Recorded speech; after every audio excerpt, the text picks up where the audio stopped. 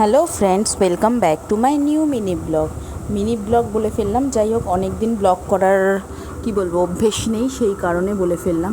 তো যাই হোক, এটা মিনি ব্লগ না, লং ব্লগই তোমাদের জন্য দিলাম। আর এটা ভুল করে না, আমি বলেই ফেলেছি, কারণ যেটা হয় ভিডিও করতে করতে ছেড়ে দিলে যেটা হয়, কোনো কারণবশত আমি ভিডিও করতে পারি না, তার জন্য সরি। আজকে অনেক দিন বাদে মনে হলো তোমাদের সাথে ভিডিওটা শেয়ার করা দরকার, তাই শেয়ার করলাম। এই যে দেখতে পাচ্ছ, সকাল সকাল মানে দুধ নিয়ে বসে পড়েছি। কারণটা হচ্ছে জামাই ষষ্ঠী চলে গেছে, অনেক দিন হয়েছে, কিন্তু ব্লগটা ছাড়তে আমার লেট হয়ে গেছে, এটা সময় হয়নি ছাড়ার। তো আজকে মনে হলো, তাই একটু সময় ছিল হাতে ফাঁক করে বার করে তোমাদের কাছে ব্লগটা ছাড়লাম। এই যে দেখতে পাচ্ছ আমুল গোল্ড, যেটা ফুল ক্রিম মিল্ক, এর আগেও আমি বহুবার ট্রাই করেছি, বাট হয়নি। যখন আমি ফুল ক্রিম মিল্ক দিয়ে ট্রাই করেছি, তখন আমার মিষ্টি দইটা ঘরে বসেছে। টক দই অনায়াসেই বসিয়ে ফেলেছি, কিন্তু মিষ্টি দইটা আমি এর আগে অনেকবার ট্রাই করে বসাতে পারিনি।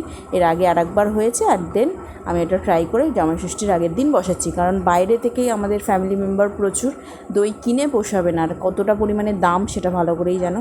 আর আজকে আমি বসাবো আম দই।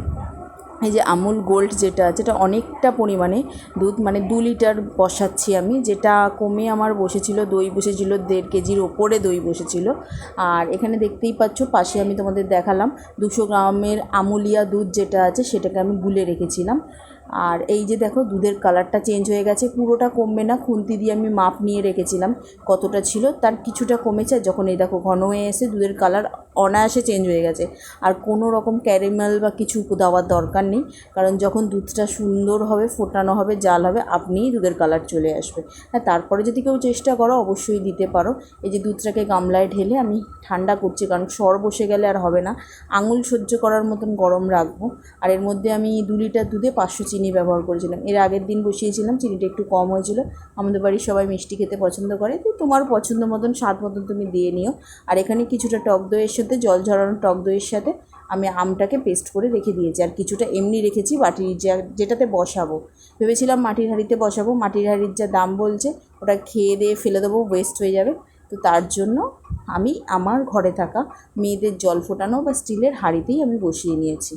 আর এই দেখো, আমের পেস্টটা এবার এটাকে, দুধটাকে সহ্য করার মতন হয়ে গেছে, যাতে আঙুল সহ্য করতে পারে, উষ্ণ গরম তার মধ্যে মিশিয়ে নিয়েছি।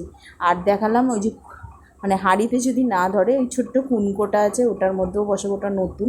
আর তারপরেও যদি না ধরে, ওই যে অ্যালুমিনিয়ামের বাটিতে বসাবো। দেখতেই পাচ্ছ দুধটা মেশানোর পরে কতটা ঘন হয়েছে, দই মাখিয়ে নিয়ে, টক দই। আর দেখতে এই যে প্রত্যেকটাতে আমি দুধটা ঢেলে দিয়েছি। আর এটা একটু সময় সাপেক্ষ ব্যাপার, আর যখন হয়ে যায়, সত্যি বলছি, সবাই তৃপ্তি পাবে খেয়ে। এই যে দেখো, আমি অনেক রকম প্রসেস দেখেছি, হয়নি, তাই ইজি প্রসেস তোমাদের সাথে শেয়ার করলাম। আর অবশ্যই এটা কোনো ব্র্যান্ড দেখাচ্ছি না, এটা আমুলের আমুল হোক বা যে কোনো ফুল ক্রিম মিল্কই নেবে, যদি গরুর দুধ না পাও। এই যে দেখতেই পাচ্ছ, আমি সমস্তটাকে জামা কাপড় পরিয়ে নিয়েছি, নিয়ে গরম জায়গায় রাখতে হবে।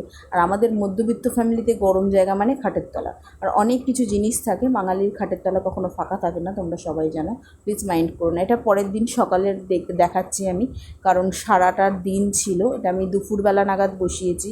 সকালবেলা মানে এটাকে প্রসেসিং করতে করতে অনেকটা বেলা হয়ে গেছিলো আমার, সমস্ত কাজবাজের ফাঁকে ফাঁকে জিনিসটা করেছি।